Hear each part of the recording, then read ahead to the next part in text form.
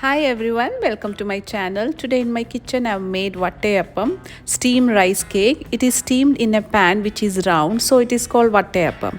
This you can serve as a snack or it is served with spicy curry like chicken or mutton or any curry of your choice. Let's start. You need 2 cups of raw rice. Here I have taken this aromatic rice. This is one of the variety of raw rice. I use the same rice to make appam and dosa. You can check out my Appam and egg curry recipe. The link will be in the description box below. I have washed the rice.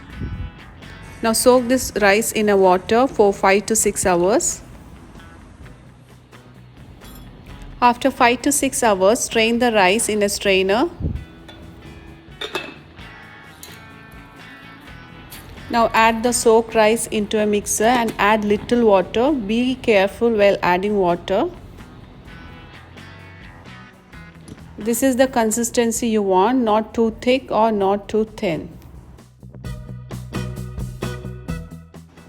For fermentation, you need 3 tablespoons of warm water, 2 teaspoons of sugar and half tablespoon of yeast. You can take dry yeast or instant yeast and leave it for 5 to 8 minutes. In a bowl, add 4 tablespoons of flattened rice. You can use thick or thin flattened rice. Wash it and soak it. The next step, take 3 tablespoons of rice batter in a pan. Now add 1 cup plus 1/4 cup of water and mix well. Keep it in a medium-sized burner in a low flame and continuously stir. This is the soft texture you need. This helps us to get the soft Vattayappam and let it cool down. In a mixer, add 1 cup of coconut and add cooked batter which is completely cooled down. Then add flattened rice soaked and add yeast. I'm adding 1.5 cup of sugar, but sugar you can add according to your sugar level. I'm making this for snack for evening time, but if you're planning to have with curry, then add 1/4 cup of sugar. In fermented yeast also water is there, so add minimum water while blending. Add this into a rice batter and mix well.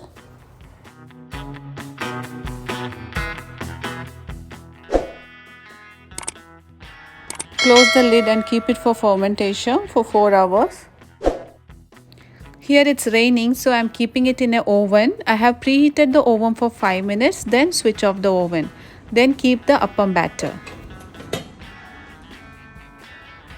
After 4 hours, the batter has been fermented. If you stay in cold weather or have issue in fermenting, then this method will help you. I'm adding 6 cardamom pods powdered and I'm adding 3 to 4 tablespoons of coconut grated